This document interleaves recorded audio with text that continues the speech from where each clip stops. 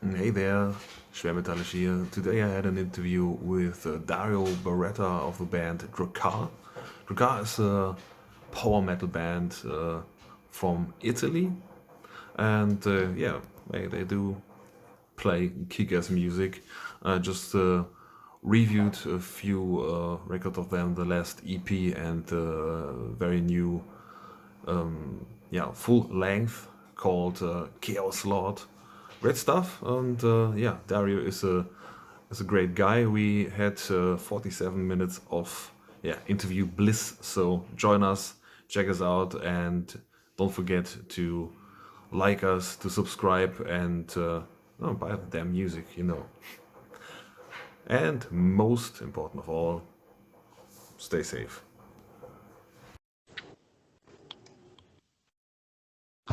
Hey, this is Schwermetallisch. I'm sitting here with Dario Beretta of the band DRAKKAR. Hi, Dario. Hi, Dennis. So, you guys have a new record out. It's called Chaos Lord.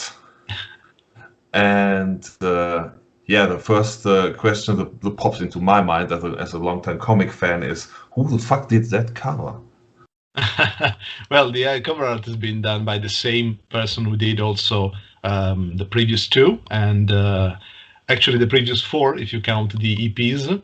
So he's been working with us for a long time. He's a longtime friend of mine, and I actually met him in the context of an online forum about comics. So you weren't too far off the mark. He started out as a comic book artist.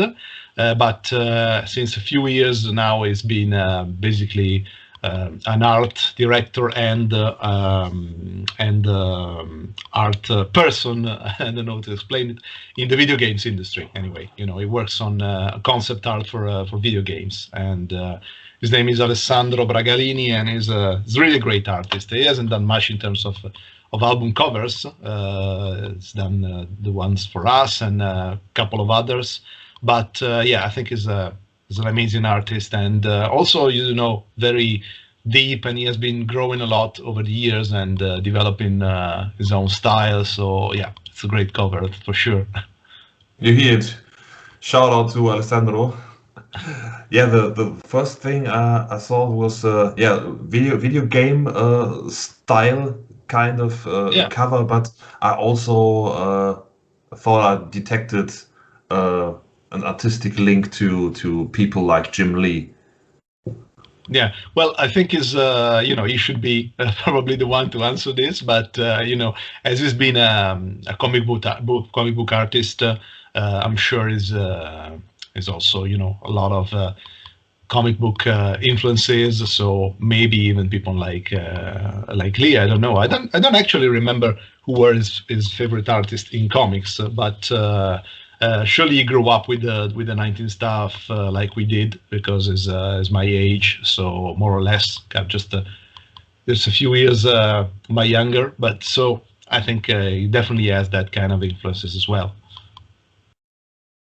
As far as I know, almost every comics artist you question about this is most people say Jim Lee or Jack Kirby. Yeah, definitely. Or both.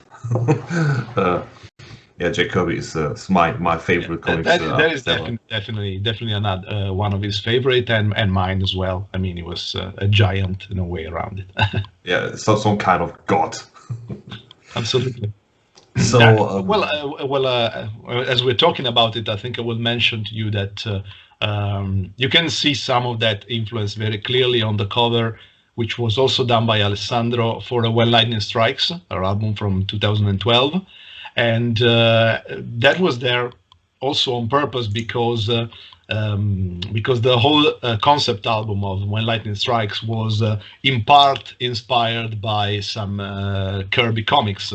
So there's a little bit of Fourth World in there, a little bit of Eternals, all those Kirby science fiction stuff was very important for me, and it was a part of the inspiration for When Lightning Strikes.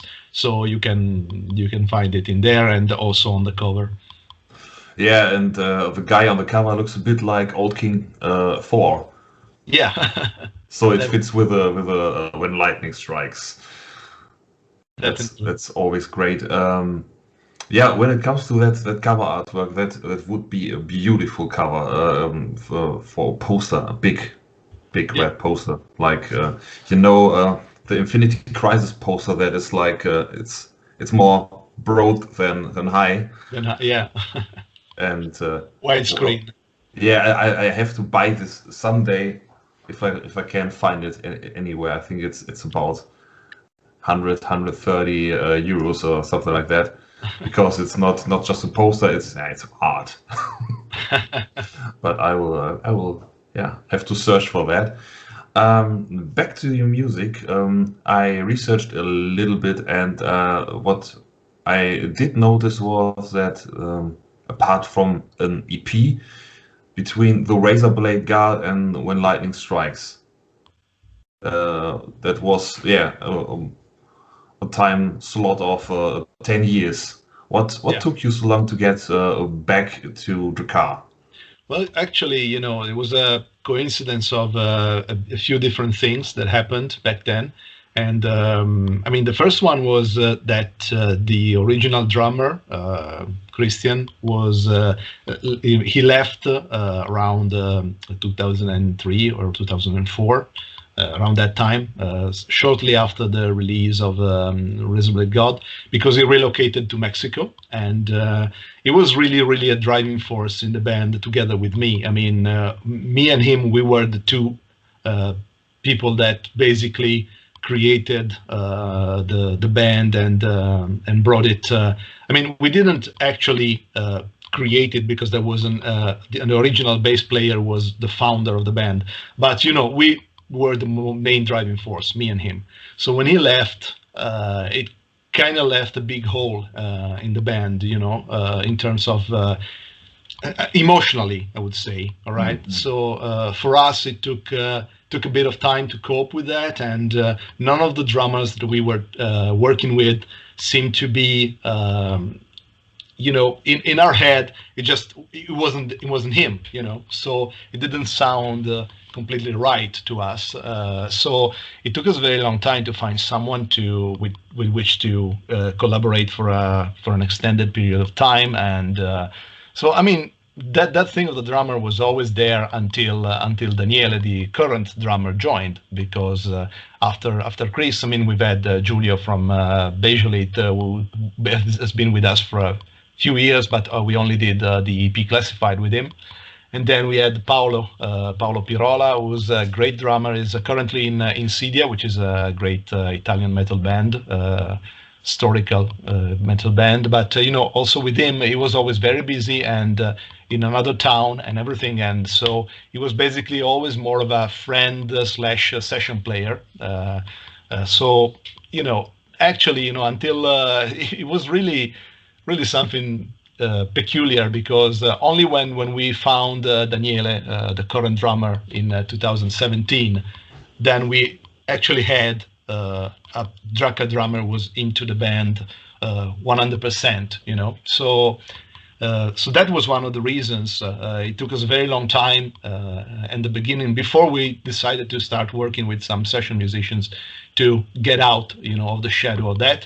And then also, the other big thing was that we were basically going from being students in university to being having to find work and make our own daily jobs and stuff. So also that took a very long time, and I mean, it took a toll on us. We had to concentrate on other things for a few years. But then, we never disbanded, because, we were always playing live shows here and there, when it happened. And then we did the digital EP in 2007, the Classified EP. And then finally in 2010, because that's when we actually recorded When Lightning Strikes. We started recording in 2010. Then, the other 2 years after that were spent in looking for basically a new label. And then when we found the label, they said, okay, that's cool, let's work together, but we can only put this out like 8 months from now, because they already had their schedule, of other albums to release. So There was a coincidence of many different things that slowed us down so much during those years. But I think in the end, when we came back with When Lightning Strikes, it was such a good album that I really, I prefer to have been silent for a while and then come back with that record than just do something that maybe was half-hearted. Yeah, of course. So when you say Christian left a hole in the band, that sounds like you guys had been good friends. Yeah, definitely. So he's basically like a brother to me, and he's come back to Italy just a couple of years ago, and it was incredible because I didn't know anything about it, So he just showed up at it was like I think 3 years ago or something. He just showed up at a DRAKKAR show, and I saw him in the crowd, and he said hi, and I was like, what the. I really didn't expect to see him. He'd been living in Mexico for so many years, and so he just came back. So now we're obviously talking to each other and seeing each other a bit more. He hasn't gone back into playing. It's not playing at the moment, but I hope someday he will start again. Anyway, it's been we've always been very much like brothers, him and me. So yeah. Yeah, I can wrap my head around that. That would be difficult for me too. I know friends of mine that moved into other states. It's not like the difference between Italy and Mexico. That's really far away. Yeah, But it's like you have been to Germany. Yes, So yes. Nice. it's my one of my best friends lives in Bavaria. Yeah. And for me it's like 6 hours to get there, and I have no car. Yeah. So it's 6 hours plus, I don't know, 150 euro just to get there, and the same procedure to get back. Yeah. And I hadn't visited him since he moved there. So I totally understand that feeling. It's like, oh, why? Yeah. So I really liked the cover version of the Witcher song. I always forget how it's called. Toss a coin to your Witcher. Yeah, toss a coin. But I like the Knights of Pendragon more. Yeah. Because I'm a big fan of I don't know how to call it in English, the Arthurian saga. Yeah. And I noticed something in the lyrics of Hero Rise Again. Yeah, definitely. That seems like the return of King Arthur to me. That's a reference to the whole once and future king mythology of King Arthur. Yeah, it's I was always also a fan of those Arthurian sagas through the years, but never kind of got to write a song on it. And now in just the last two releases, 2 songs about it. So it's good. No, I mean I'm actually wrong. It's last 3 releases, because also Cold Winter's Night, the title track, was based on Arthurian myths. So it's kind of a new trend. But even if I've been a fan for so many years, I never felt like because I mean I think the reasoning behind it is that when we started, I didn't have many influences in terms of kind of folkish sounds. It wasn't part of my vocabulary. Sagas, I always thought that if you have to do that, you have to try and have a little bit of that into it, incorporate a little bit of that Celtic kind of sound and kind of a bit Irish feeling. I always associated the Arthurian sagas with that kind of sound, that kind of folkish thing, like Blind Guardian, for example. They used King Arthur as a topic. So I think what changed over the last few years is that I really got into those kind of things mainly through Thin Lizzy, and then starting to listen to some actual, not rock but actual folk Irish music, and also stuff like the Pogues, for example, or stuff like that. So I think over the years, just the evolution of my influences and my songwriting brought me into that direction, and so I felt like I finally could do that. That could do justice to those sagas and having the right kind of feeling to those songs. So that's how When You Rise Again came up, and also Knights of Pendragon, and also Cold Winter's Night. Although that is less folkish and more traditionally power metal ballad, I would say, but. That's beside the point. Yeah, the lyrics reminded me on a comics of the 80s, Camelot 3000. Yeah, awesome. Do you know it? Also, yeah, I know it. It's I mean, Brian Bolland is such an amazing artist. Yes. Yeah, I haven't actually read it, but I know a lot of things about it. It's one of those things that I'm kind of sitting here and waiting for a new print, for a reprint of that to finally be able to get my hands on it, because I love the art, and yeah, I know a little bit about the story, and it's actually it has the same idea behind it, of King Arthur rising again when the world needs him, basically. Yeah, it's a bit like it's not like the story of Marvel's Thor, but it's like the sword keeps arising from the lake if England needs a champion, and so does King Arthur. So I really think they should make a movie of a modern day Arthur, that maybe someone who's just realizing that he's a Pendragon.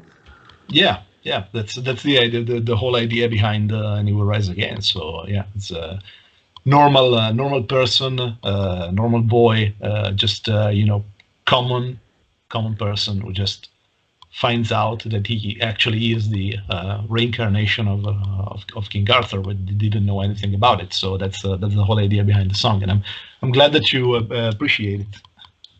There was a storyline in the 90s of Heroes for Hire. They had the Black Knight on the team. Yeah. And in this storyline, I think it has been retconned since then. But in that storyline, he actually got a new sword, and it was fucking Excalibur. And it was the lady of the lake that told him that he is a descendant of King Arthur, and that he is indeed a Pendragon. And it was like, oh yeah.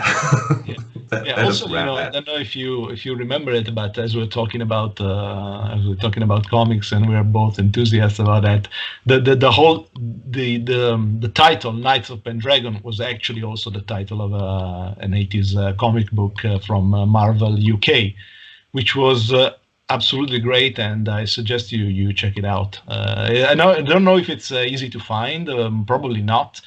But maybe in digital, it's easier to find it. Anyway, it was a very cool series, that one.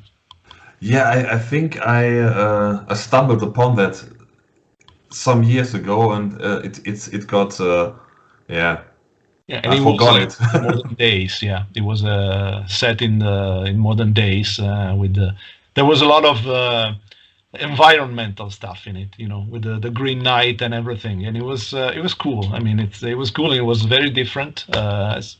Check it out. Yeah, I will. And if you don't already know it, I suggest you check out the Hitman comics from DC. Yeah, no, I'm familiar with it. Yeah, I'm not the biggest Garth Ennis fan, but I like that. It's cool. I got everything that ever came out concerning the Hitman, and this one got me in tears when it ended. Yeah. It was really oh no. Oh fuck.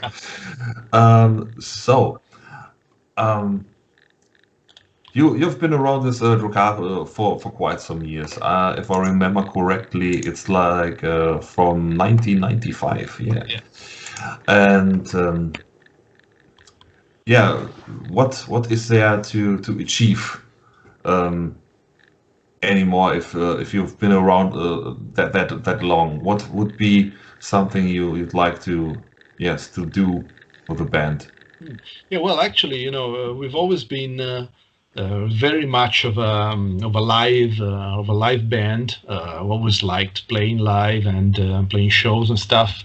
And yeah, so what we've never been able to do was play much shows abroad. We played a lot of shows in Italy. I played once in Amsterdam, but that was it. I mean, we've never been to Germany, for example, or to other countries. So that is still, something that we haven't been able to do, and I would really, really like to do. So, hopefully, I know talking about it right now, it's twice as difficult because of the whole COVID situation, of course. But as soon as it's possible to play live again, I would very much like to, have the possibility to do more shows even abroad. So that's something that we still look forward to. It's on the list of the stuff we've yet to do. So That would be great. I think there's many fans of DRAKKAR in Germany that would embrace the idea to see you live here. it would be cool. It would be cool. Unfortunately, we never kind of had requests from promoters to play there. But in later years, I've been going a little bit around with my other band, Crimson Dawn, because I mean, it seems like the doom metal crowd is a bit more. No, I don't know. I mean, I found it a little bit easier to find shows and stuff around Europe, even if they're very small events. But I don't know. Maybe it's because Italian doom metal bands are usually very well considered. People usually like Italian doom, so maybe that's the reason. I mean, when you play power metal, traditional power metal like we do, of course, I reckon there's a lot more bands around, and not everyone likes Italian style. Even if we are a little bit different, I mean, we sound nothing like Rhapsody or stuff, but still we are Italian, so sometimes we get labeled that way anyway. So, so I don't know if that's the reason, but yeah, it never happened. But honestly, as I said, going around with Crimson Dawn has helped me found a few contacts, and hopefully this will be possible for DRAKKAR 2 as well in the future. So let's hope so. Crossing fingers. That would be rad. What would be your dream tour with which artists would you like to accompany? Well, it's a very tough question. There's so many bands that I love, but I don't know. I mean, off the top of my head, since my all-time favorite artist, Ronnie James Dio, is no more, probably maybe not my absolute favorite, but one of the bands which I really like and I think would be great to be on tour with, don't know why, is Sept. I really very much like Accept. I mean, live they are such powerful and an entertaining band. I mean, just watching them play every night would be so great, and I'm sure I would pick up something along the way. So I could steal some of their ideas and stuff on how to make a great live show. So I mean, there's a lot of bands I would like to play with, and of course there's all those bands that I have friends that play there. Then would be great. But if I had to pick a big band, Accept would be a good candidate for sure. Yeah, I just hopped on the bandwagon when Mark Tonello joined the band. Yeah. I was not, and I am still not a fan of Udo's voice. The old, yeah. It's just I'm not a big fan of AC/DC too, so Yeah, makes sense. the vocals that sound like someone is cutting into your brain is Yeah, not my cat not scratch my vocals. yeah.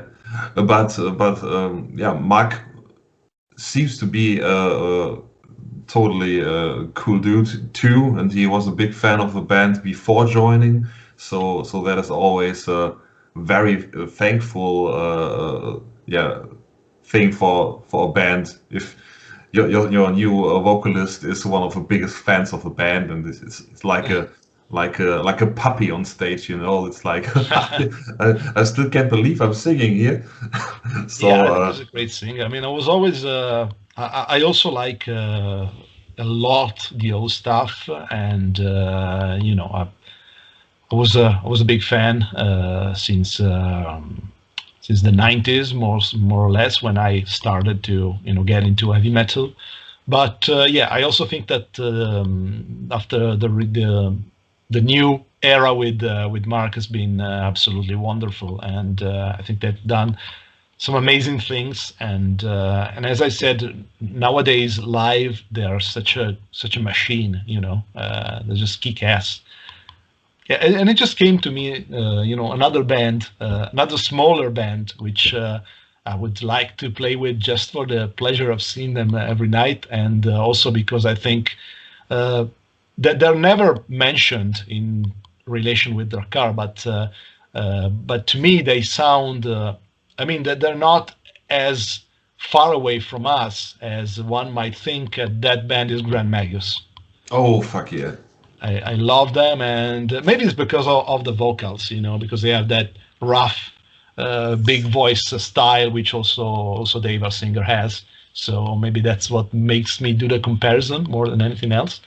But I don't know. But that's another great band that I would, if I have to, talk about a smaller band. Grand Magus is indeed one of my absolute favorite bands of all time.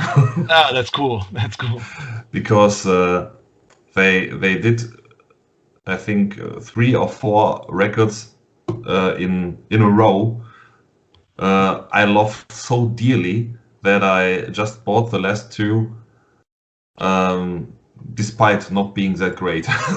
And I will continue to buy their records even if they never achieve what they did, because I saw them live for 3 or 4 times, and I listened to their records very often, and this voice is really something else. He Yeah. can scream like a maniac. He can really get into the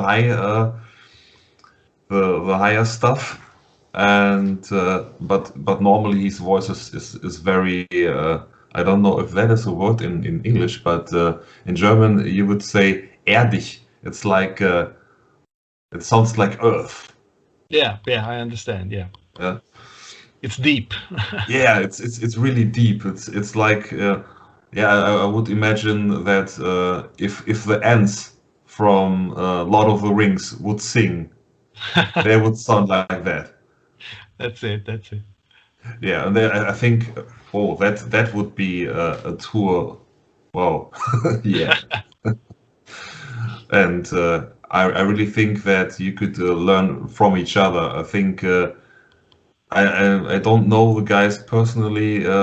I did an interview with them some years ago, and you can't mention to them that they sound better than Manowar does today, because they get a bit strange when you say something against Manowar. It's like, dude. um, But but that's absolutely true. I mean, yeah, that is really absolutely true. And yeah, coming back to DRAKKAR and to your yeah, sound, you said you're not sounding like Rhapsody, and that is a 100% true. I think you, of course, you sound like an Italian band, like a European band, but it's only like 25% of your sound really makes me think of the traditional European power metal sound. I think more 80% of what I'm listening to is like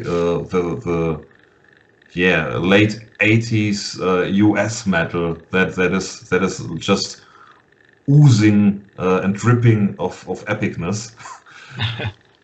And yeah, I really think the last one and the EP before that were the first things I got into. Uh, that was great stuff. Thank you, thank you. I'm so glad that you like them. Yeah, I reviewed Cruise Dawn too. Yeah. So that was because Justin of Sorcerer, it was like, hey, you like music like that? Okay, here, uh, listen to Listen to this. this. Yeah. And I'm always very thankful if people get my taste and understand how my brain works when it comes to music, and say, I know you will like this. Listen to this. Well, that's always great. Normally, at this point of the interview, I would ask you what your favorite dinosaur is.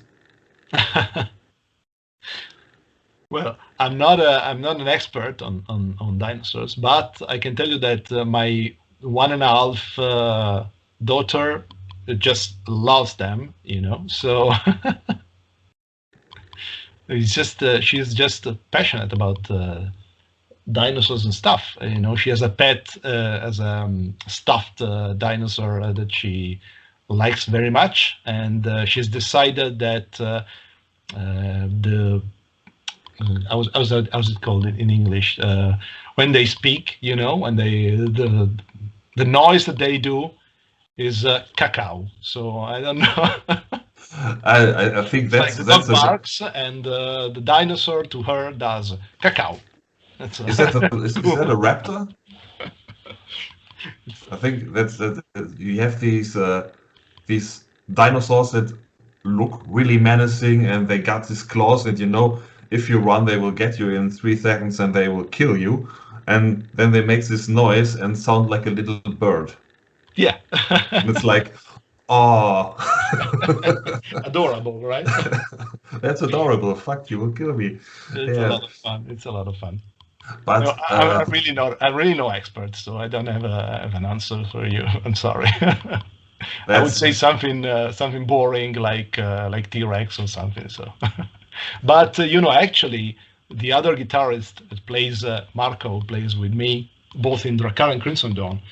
He actually is a paleontologist, by trade. So he doesn't do that as for a living right now, but he has done it in the past. He was in university studying those kind of things. So he knows everything about fossils and dinosaurs. So maybe next time I'll have him do the interview. I bet he has a favorite dinosaur. Definitely, I'm sure he does. But that was only the introduction to your own very personal question, because you're like me, a comics enthusiast. Mhm. So aside from any modern interpretation of Arthurian saga, um, what is your favorite comic and your favorite hero? Well, actually, when it comes to characters, uh, when I was growing up, I was a huge fan of Spider-Man. I used to read everything about. It was all about Spider-Man when I was a kid. Also because there were the cartoons on TV and stuff, so it got me into that. And then my grandma used to buy me lots of Spider-Man comics and stuff.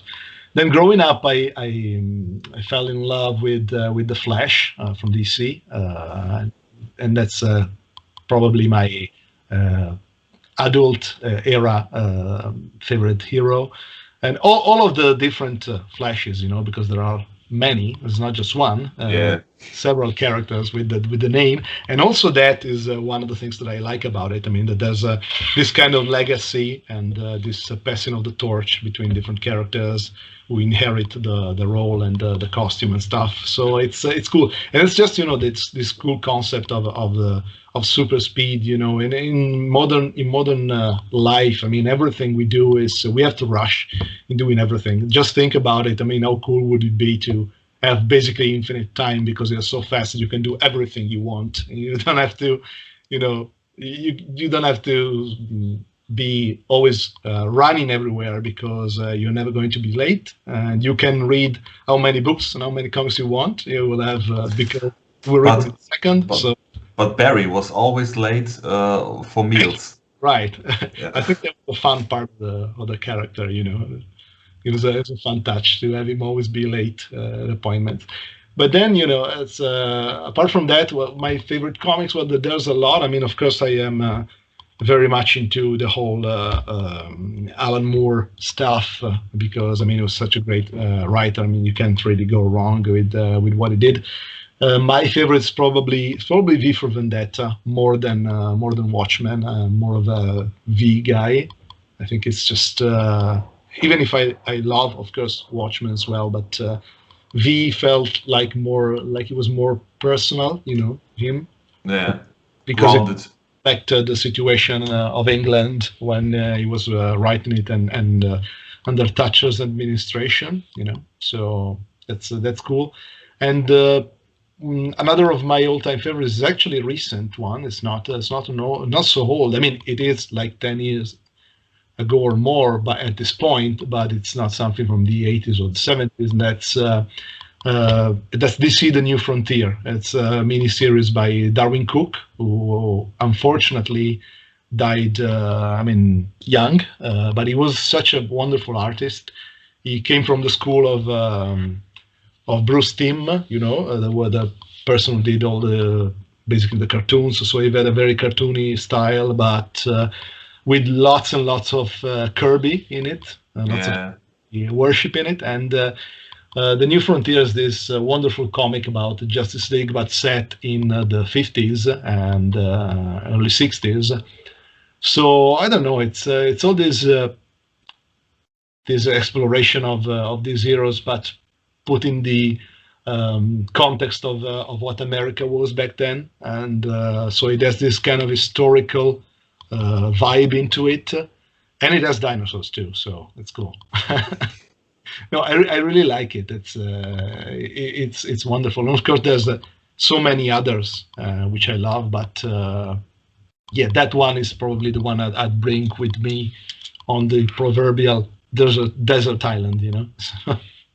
I know this comic, and I know I've read it all, but I was not aware, or I did forget that Darwin Cook is indeed dead. Yeah. That is fucked. Yeah, died like I think 2 or 3 years ago or something. It was very, very sad because he's done a few comics, but would have loved to see many more from him. So yeah, disappointed. You mentioned Alan Moore. Yeah. So I have to say that one of my favorite comic books and one of my favorite heroes is of course the Swamp Thing. But I came in very late. It was I think it was the last or the storyline before that when they separated or again separated the different levels of the existence. It was like he was the avatar of a green, Animal Man was the avatar of a red, and then you got the rot, which is like some kind of zombie force.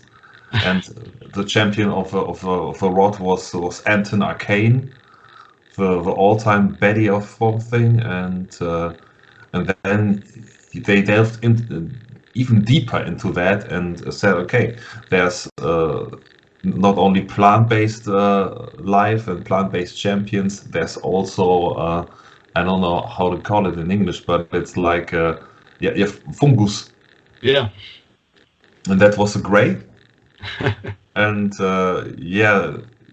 they hopped behind between these levels and the storytelling was really, really deep, and the art was very, very, very, very great.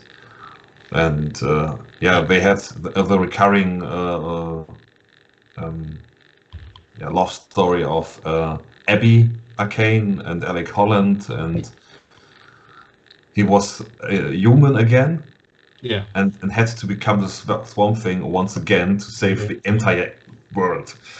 And well, that was really something else. And they had a storyline with Animal Man that was parallel to this, and revived that hero. That's another of my favorite comics, The Animal Man by Grant Morrison. Yeah, That's the great. third wall, the fourth wall. Yeah, I didn't read that.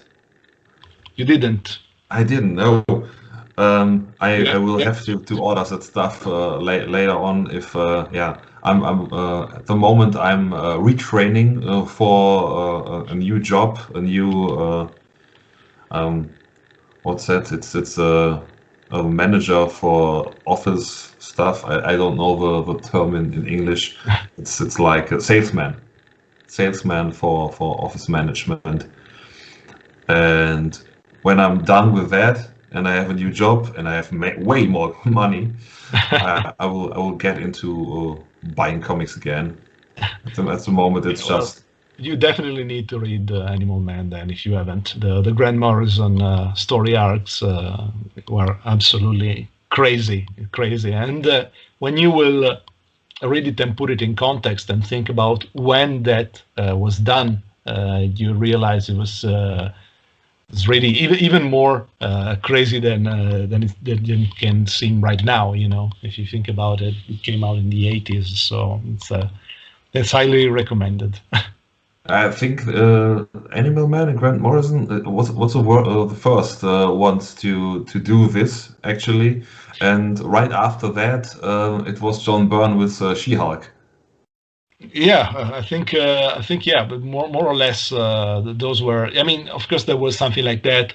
That concept comes from the old Superman stories from the 50s actually, when he would wink at the reader a lot of times, usually at the end of the story, there were these, the comics from the 50s were, of course, aimed at little kids much more, and so they might seem a bit sillier, but they were actually full of these crazy ideas, and a lot of times, when Superman did something and like thwarted the another another idea of Lois trying to discover his secret identity, and he would, kind of like, in a way, get around that. And at the very last panel, he would always wink to the reader, So I think that's where all this came from, and because I know for a fact that Grant Morrison was a huge fan of those kind of comics when he was growing up, so he just kind of started thinking, okay, what if I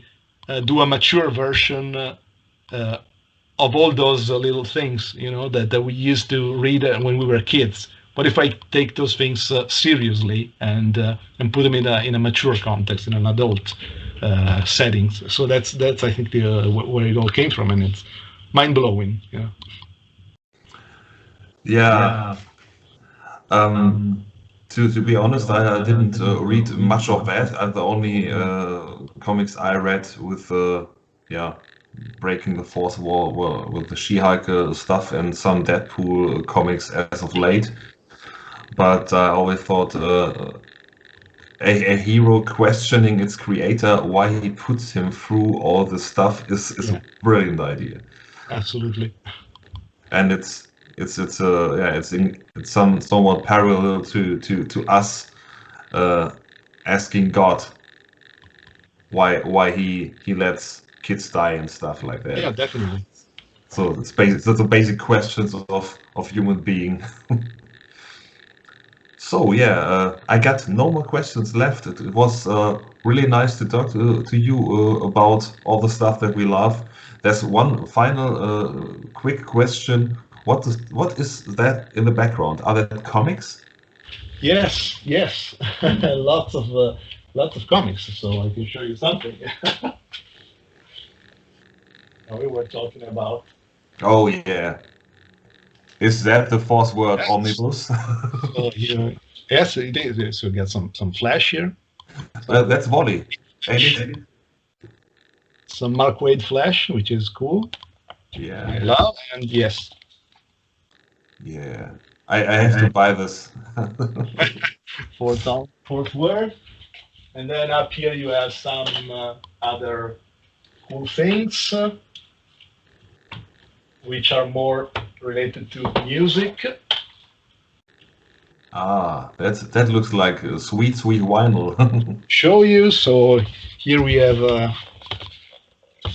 a Def Leppard early years box, with all the Yes. stuff when they were actually a new wave of British heavy metal band before becoming more of a rock act. Then my picture with Ronnie James Dio, Yeah. which is always there, and then this cool Candlemass box. Oh, that looks really ridiculously nice.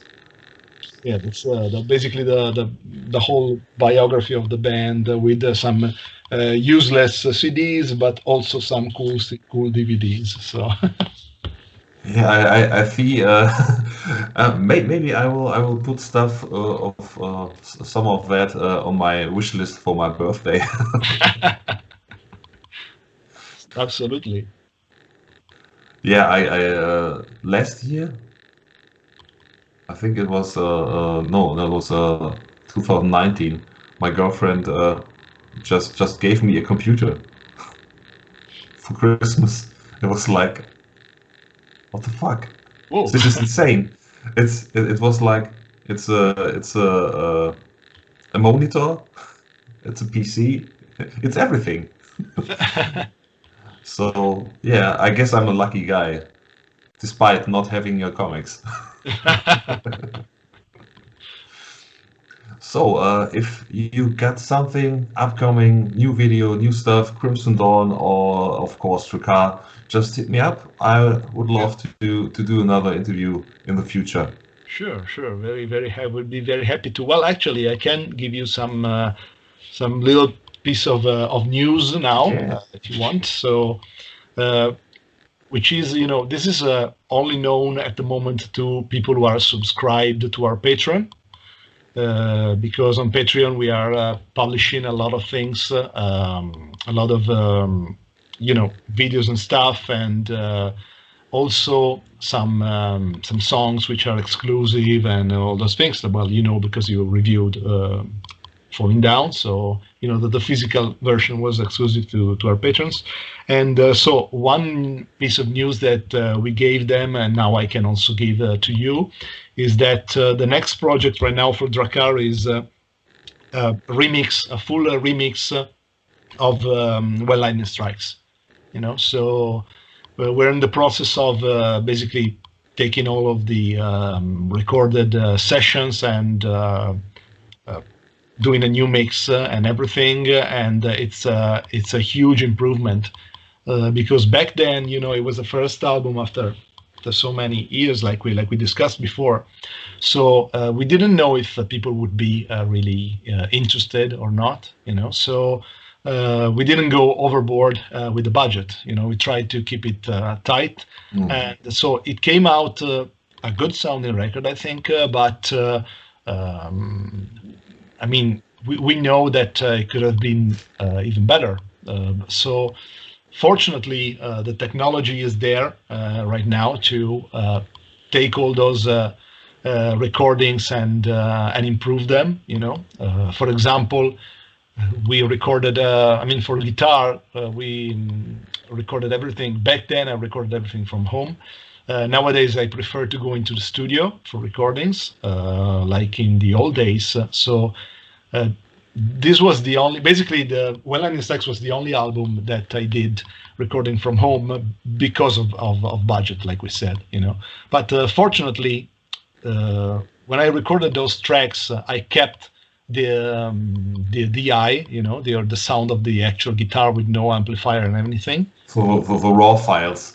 Yeah, exactly. So basically, we are able now to, now that we have much better technology in terms of emulation, we are able to put those through a camper and get a cool, very cool guitar sound. I mean, not that I didn't like the one that we managed to create back then, but the new one is like 1,000 times better. I've already listened to the first couple of songs, and it's much bigger.